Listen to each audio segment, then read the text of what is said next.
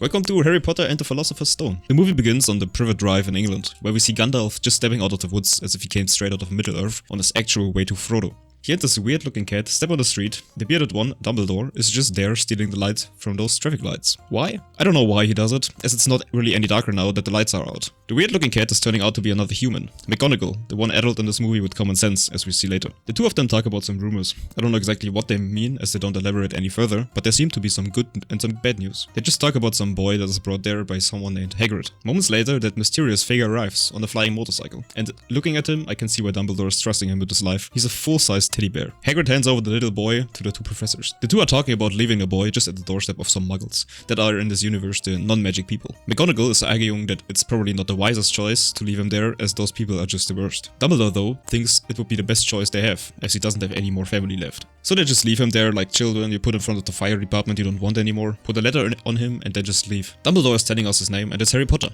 Where did I see that name before? Ah yeah, right, that's how the movie is called. So this guy must be important then. So we cut to like 10 years later and we see the same guy getting woken up by a woman, supposedly his aunt. Harry lives in what people in Munich would rent for 1,200 euros a month and still think they made a good deal with it.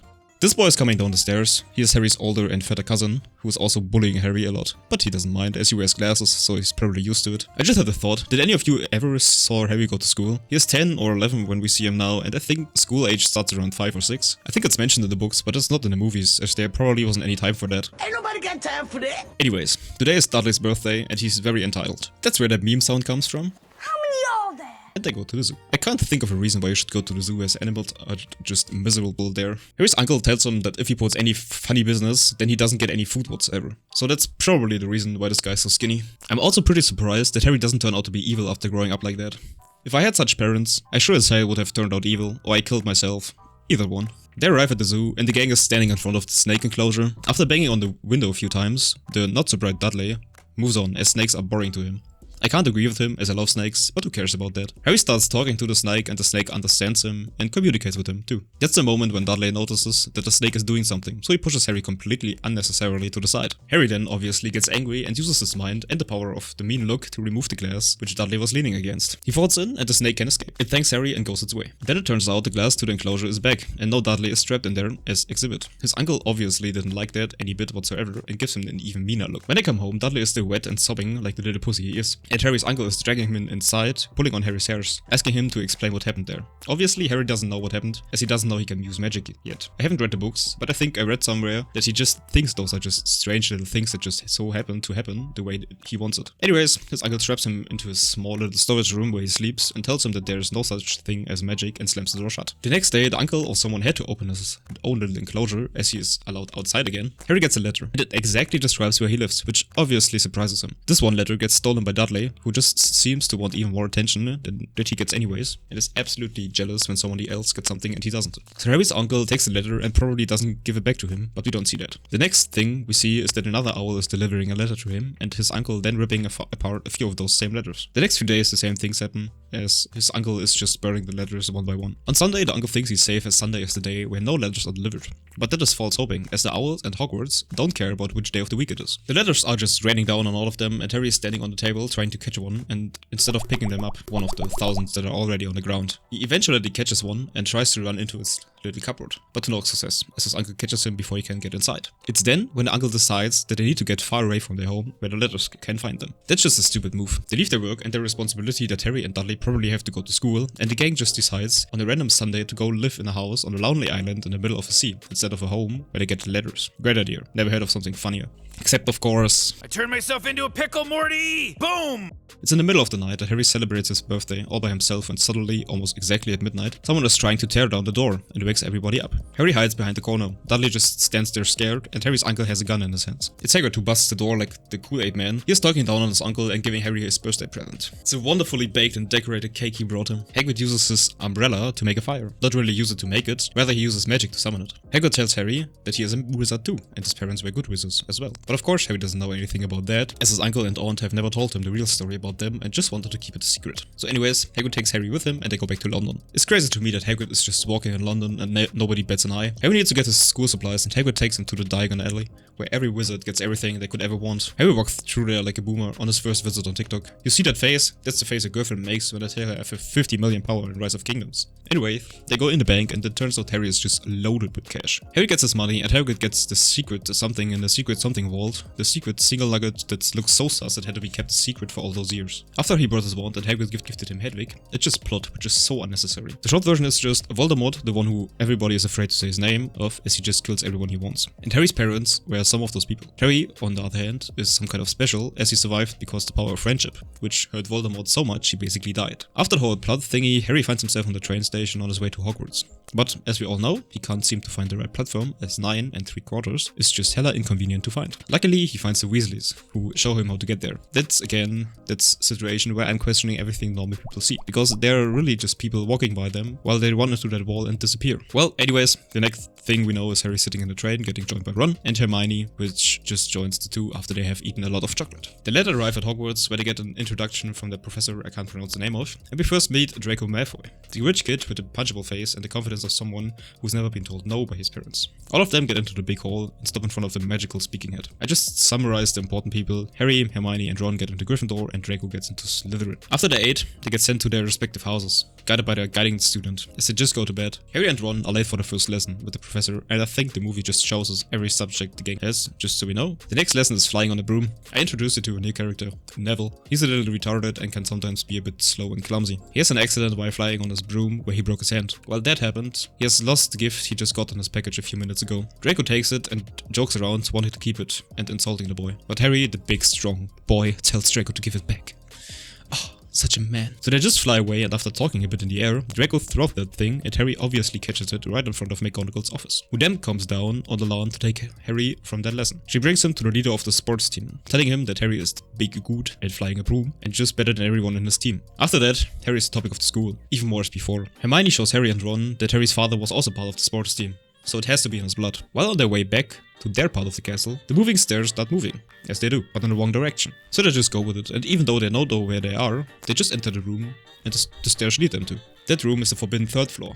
That's stupid wording, as they were just on their way up the stairs anyways, so they would have been on the 3rd floor no matter which direction the stairs led them. So they are in the forbidden room. As soon as they really notice that, the torches catch fire and the housekeeper's cat enters the room behind them. It confuses and scares them so much, they just start running deeper into the room until they get to a door only Hermione can open. After entering the door, the janitor enters the first room, and judging by how long it took that he entered the room, they could have easily managed to get out of the first room by just walking past the cat and closing the door in time. But the story has to move on somehow, so well, they are in the room now and they see a 3-headed dog. They quickly exit the door they came from and run back to their house and go to bed. I can't really imagine that the janitor didn't hear them screaming and running from the dog, as he just left the room like 10 seconds ago. Next, they have a class where Hermione corrects Ron by showing him how to say levitating spell correctly. After that lesson, Ron mocks her for being such a smartass and telling everyone that it's no wonder she doesn't have any friends. She obviously heard that, as she was just walking right behind them. So she runs away, hiding in the girls' bathroom. The whole day passes, and we're in the big hall where Hermione is still missing dinner. The professor with the headband comes running in and announces that there is a troll inside the castle, and then just faints. Everyone panics, but Dumbledore stays cool and handles the situation very casually. Everyone goes into their respective houses, except Harry and Ron, who figure,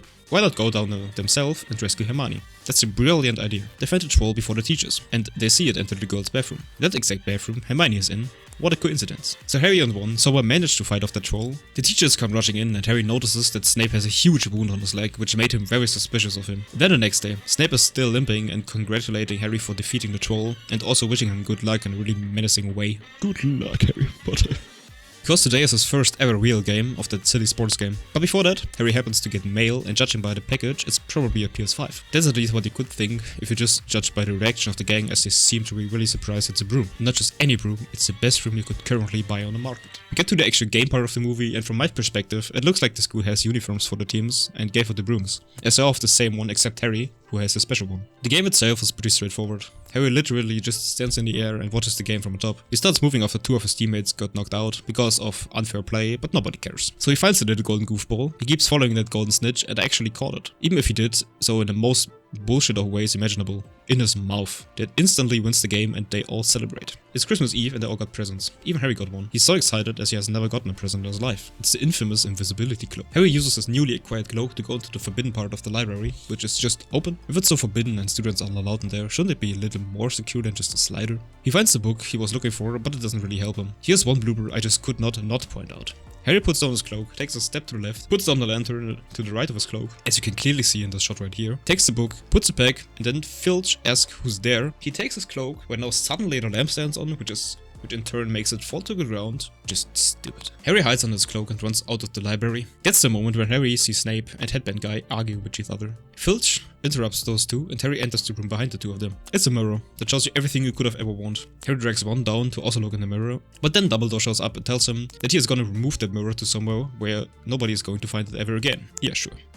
As we come nearly to the end of the movie, I want to point out some bloopers that I found online to make your day just a little bit worse than before. At around 6 minutes, you can see the snake blink. Snakes can't do that. At around 22 minutes, the letter Harry gives to the teller is wrinkled in one shot and neat in the next one. At around 35 minutes, the background behind Harry and the train is always changing positions. Sometimes they're on the left of the lake, sometimes in the middle, and sometimes to the right, but not following the right order. At around 46 minutes, Harry sits down next to Ron with Hermione across from him. In the next shot, Hermione is next to him and Ron sits across. At around 58 minutes, when Malfoy throws a Remembero, there isn't any building in sight, but Harry still catches it in front of McGonagall's office. Well, there are more, but later in the movie or not worth mentioning. The year's almost over and Harry's scar is burning again, and it's some kind of warning sign. Of course it is, Harry, and not take your meds. He finally figured everything out and combined the mysterious coincidence that Harry gets a dragon egg from some stranger after wanting one for so long. The mysterious figure who gave Harry the egg has to be the one who wants to steal the stone. They are still after Snape, so they think he has to be the one. They confront McGonagall, but she isn't convinced, so she sends them away. That triggered something in their monkey brains, and they just decided to go there themselves. When they sneak out at night, they are greeted by Neville, who's trying to stop them from losing Gryffindor even more points than they already did. But he can't do anything against Hermione, who just freezes him. Petrificus Totalis killed people in the strange Hogwarts game. Just saying. They go to the dog, manage to get into the trapdoor without being eaten alive. After that, manage not to get killed by a plant, but being completely still, and Hermione's idea to just use light. Then Harry manages to grab an old rusty key on a random broom. After that, it's just winning a game of chess by sacrificing himself as one of the pieces, which wasn't even necessary. Well, it's not necessary. I understand the play he had to make, but what would have hindered him to just get off the horse? Okay, I had to research a bit, but found that the game went differently in the book, so they improvised a bit and just made him fall off the horse instead of getting punched in the face by that stone statue. But he also doesn't even get hit when the opposite queen stabs his horse. He just drops from the horse, but it's a movie and it has to make everything dramatic, so they just make it seem like he died. Harry and Hermione have to finish the game, which they do, or Harry does, by setting the king checkmate. Hermione then helps Ron, and Harry goes down the stairs and challenges Snape. But it turns out it's not actually Snape, it's Quirrell, the teacher with the headband, who then just starts to tell Harry all the ways he tried to kill him this year, but somehow he couldn't do it. I mean, how hard could it be to murder a 10 or 11-year-old? Can't be that complicated.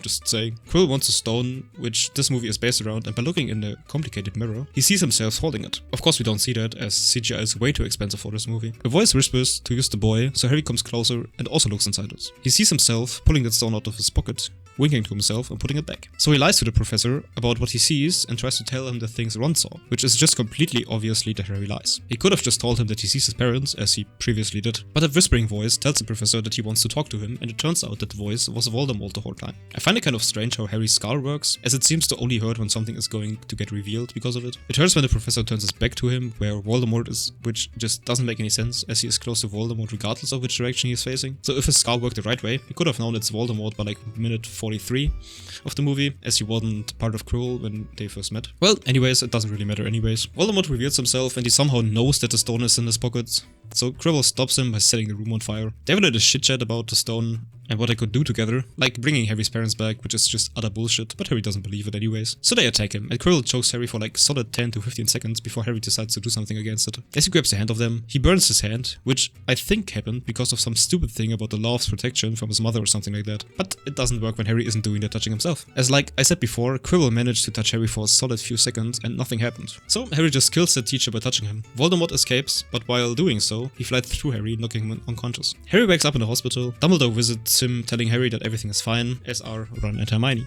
Next in the Grand Hall, he announces the House Cup winner. And at first, Gryffindor was 4th place. But because of unfair games, Dumbledore just gives Gryffindor points they didn't really deserve, so that they win the House Cup by like 5 points. And the whole long-ass movie ends with all of them leaving in a train, going home, and Harry's cheesy line, "I'm not really going home."